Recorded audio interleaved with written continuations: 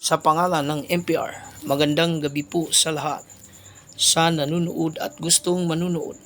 Ngayong gabi gusto ko ipakita at ipaabot sa lahat ang mga sumusunod na ginagawa ni Pangulong Ferdinand Romualdez Marcos Jr. mula noong Abril 22 hanggang sa Abril 29 sa taong kasalukuyan.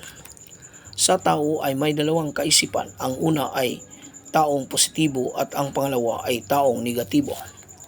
Pero bakit ba?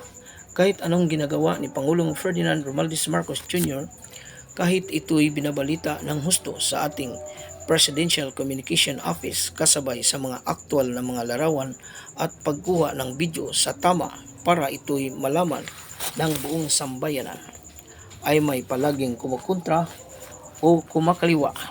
Hindi nyo ba naisip na ang lahat na ito ay para sa ating kaginhawaan at mahaon sa unti-unting paglubog ng ating ekonomiya?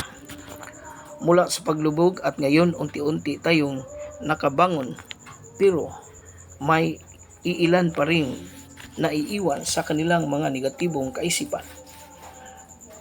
Nakikinig at nagpagamit sa mga taong may sariling layunin at ito'y nagpapahayag sa hindi patas o nanggugulo sa mga kaisipan ng tao. Inilunsad ang bagong programang Bagong Pilipinas para mabigyan daan ang bagong serbisyo sa mamamayan, pero ang iba pa rin ay patuloy na kumakaliwa. Dapat tayo ay mapanuri sa lahat na ilalabas lalo na sa social media. Tukuyin, alamin at suriing mabuti ang tunay na ugat ng kwento kung ito'y tama at totoo bago ito isa publiko. May batas na tayo sa mga maling impormasyon o maling pagbabalita. Iwasa na masangkot ka sa batas na ito.